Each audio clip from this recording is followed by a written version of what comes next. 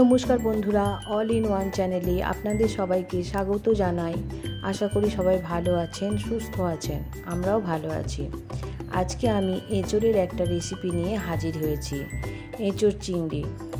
এঁচোড় চিংড়ি করার জন্য প্রথমে সবার আগে একটা সুন্দর এঁচোড় নিতে হবে। যে দেখুন, যেমন আমি এই এঁচোড়টা বেছে নিয়েছি। এই এঁচোড়টি খুবই সুন্দর, ছোট্ট ছোট্ট দানা বসেছে, একেবারে কচি নয় আর খুব বড়ও নয়। প্রথমে এঁচোড়টাকে 4টে টুকরো করে নেব। আর এঁচোড় কাটার আগে সবার আগে হাতে ভালো করে সর্ষের তেল মেখে নিতে হবে, নইলে এঁচোড়ে এত আঠা বটিতেও কাটা যাবে না আর হাতেও ভর্তি হয়ে যাবে। এঁচোড়গুলো টুকরো টুকরো করে নিয়ে গায়ের মোটা অংশটাকে কেটে বাদ দিয়ে দিলেই হবে। কেটে নিয়েছি, নিয়ে এবার একটা প্রেসার কুকারের মধ্যে আমি দিয়েছি। 1 চামচ নুন ও 1 চামচ হলুদ গুঁড়ো দিয়ে 1 গ্লাস জল দিয়ে আমি ভাপিয়ে নেব। একটাই প্রেসারে সিটি দেব, বেশি সিটি দেওয়ার দরকার নেই। একটার বেশি সিটি আমি দিইনি। একটা সিটি দিয়ে নামিয়ে নিয়েছি। দেখুন, একটা সিটি দেওয়ার সঙ্গে সঙ্গে কতটা সুন্দরভাবে এঁচোড়টা সিদ্ধ হয়ে গেছে। দেখুন, একদম খুব সুন্দর সিদ্ধ হয়ে গেছে। এবার কড়াতে প্রথমে আমি তেল দিয়ে দেবো 2 টেবিল চামচের মতো। তেল দিয়ে এঁচোড়গুলো এক এক করে সব আমি ছেড়ে দেব।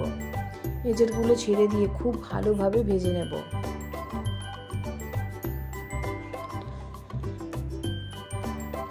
এঁচোড়টা ভালো করে না ভেজে নিলে এঁচোড় তরকারিটা খেতে ভালো হবে না। এঁচোড়টা যতটা ভালোভাবে ভাজবো খেতে তত ভালো হবে। এঁচোড় ভাজার সময় আমি 2টো লঙ্কা দিয়ে দিয়েছিলাম। এই লঙ্কা দুটো আমার গাছেরই হয়েছিল, সেই লঙ্কা দুটো দিয়ে আমি ভেজেছি। আপনারা লঙ্কাটা নাও দিতে পারেন। দেখুন, এঁচোড়টা আমি লাল লাল করে ভেজে নিয়েছি। কড়াইয়ের মধ্যে আরও 1 টেবিল চামচের মতো তেল দিয়েছি। চিংড়ি ছিল এখানে 350 গ্রাম চিংড়ি। চিংড়িটাকে ভালো করে ছাড়িয়ে নিয়ে খুব ভালো করে লাল লাল করে ভেজে নিয়েছি। চিংড়িটা ভালো করে ভেজে নেওয়ার পর এর মধ্যে ওই কড়াইয়ের মধ্যে আবারও কিছুটা পরিমাণ তেল দিতে হবে। 2 টেবিল চামচের মতো তেল দিয়েছি। দিয়ে আলুগুলো আমি ভালো করে ভেজে নেব। আলুগুলো খুব ভালো করে ভাজা হয়ে গেলে, আলুটা ভাজার সময় ভালো করে ভাজা হয়ে গেলে তারপর আমি মশলাটা কষতে থাকবো। দেখুন, আলুগুলো খুব ভালোই প্রায় ভাজা হয়ে এসছে, গোল্ডেন গোল্ডেন কালার হয়ে গেছে। এবার আলুগুলো আমি এক এক করে তুলে নেব।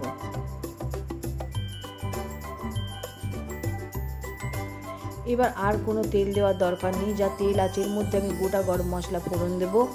গোটা গরম মশলা বলতে গোটা এলাচ, লবঙ্গ আর দারচিনি দিয়ে দেবো। দিয়ে পুরো একটু ভালো করে ভাজা ভাজা হয়ে গেলে ওর মধ্যে কুচিয়ে রাখা পেঁয়াজ দিয়ে দেবো। 2টো মাঝারি সাইজের পেঁয়াজ আমি কুচিয়েছিলাম, ওটা দিয়ে দেবো। এবার লবণ দিয়ে দেবো 1 চা চামচ।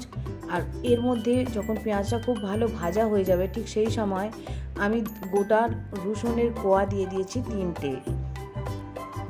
এটা দিয়ে ভেজে নিলে খুব সুন্দর একটা স্মেল হয়।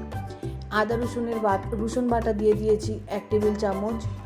1 টেবিল চামচ আর 1 চা চামচ, 1.5 টেবিল চামচের মতো দিয়েছি। আর আদা বাটাও দিয়েছি 1.5 টেবিল চামচ। মোট আদা রসুন বাটা মিলে দিয়েছি 3 টেবিল চামচ। নুন দিয়ে দিয়েছি আরও 1 চা চামচ। হলুদ গুঁড়ো 1 চা চামচ, লঙ্কা গুঁড়ো 1/2 চা চামচ। টমেটো দিয়েছি 2টো, দিয়ে খুব ভালো করে কষে নিয়েছি। এবার চিনি দিয়ে দেবো 1 চা চামচ। চিনিটা দিতে হবে, নইলে টেস্ট ভালো হবে না। দিয়ে খুব ভালো করে কষতে হবে। কন্টিনিউ মশলাটা কষতে হবে, নইলে তলায় লেগে যেতে পারে। ঠিক এই সময় সামান্য পরিমাণ জল দিয়েও আপনি মশলাটা কষে নিতে পারেন। খুব ভালো করে যখন কষা হয়ে যাবে তখন এর মধ্যে আমি এক এক করে ভেজে রাখা আলু ও ভেজে রাখা এঁচোড়গুলো আমি মেশাতে থাকবো। ভেজে রাখা আলুগুলো আমি এক এক করে এবার মেশাতে থাকবো।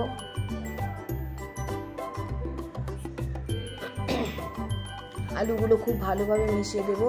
তারপরে আমি চিংড়িটা এর মধ্যে মিশিয়ে দেব। চিংড়িটা দিয়ে দেওয়ার পর আবারও ভালো করে নেড়ে চেড়ে মশলাটার সঙ্গে মিশিয়ে নেব। আলু আর চিংড়িটা খুব ভালোভাবে মিশিয়ে নেওয়ার পর কিছুটা পরিমাণ জল আমি এর মধ্যে দিয়ে দেব। প্রায় 1 গ্লাসের মতো জল দিতে হবে। জলটা দিয়ে কিছুক্ষণ যখন ফুটে আলুটা সিদ্ধ হয়ে আসবে তখন আমি এঁচোড়টা দেব, কারণ আগে দিলেই এঁচোড় গলে যাবে। এঁচোড় যেহেতু সিদ্ধ করা ভাজা, সেহেতু বেশি আগে দেওয়ার প্রয়োজন হবে না। দেখুন প্রায় তরকারিটা হয়েই এসেছে। এবার এঁচোড়টা দিয়ে খুব ভালো করে মিশিয়ে কিছুক্ষণ নাড়াচাড়া করে একটু লবণটা আপনারা চেক করে নেবেন, যার যেমন লাগবে। আমার একটু কম মনে হয়েছিল, তাই পরে আরও কিছুটা লবণ অ্যাড করেছি। গরম মশলা দিয়ে দিয়েছি 1/2 চা চামচ। গরম মশলা দিয়ে খুব ভালোভাবে নেড়ে চেড়ে মিশিয়ে নিয়ে আবারও কিছুটা পরিমাণ জল দিয়ে দিয়েছি। জলটা দিয়ে এবার কিছুটা ঢাকা দিয়ে রেখে দিতে হবে। দেখুন 7 থেকে 8 মিনিট পর এইরকম দেখতে এত সুন্দর হয়েছে। উপরে প্রায় তেল ভেসে উঠেছে, তরকারিটা প্রায় হয়েই এসেছে। এবার নামানোর কিছু আগে আমি টমেটো সস দিয়ে দিয়েছি 1 টেবিল চামচ।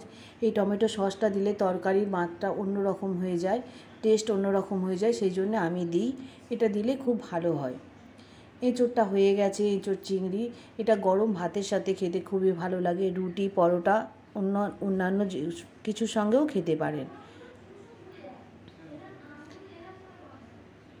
ভিডিওটা যদি ভালো লেগে থাকে তাহলে অবশ্যই একটা লাইক করে দেবেন। সবাই ভালো থাকবেন, সুস্থ থাকবেন। দেখা হবে পরের একটা ভিডিওতে।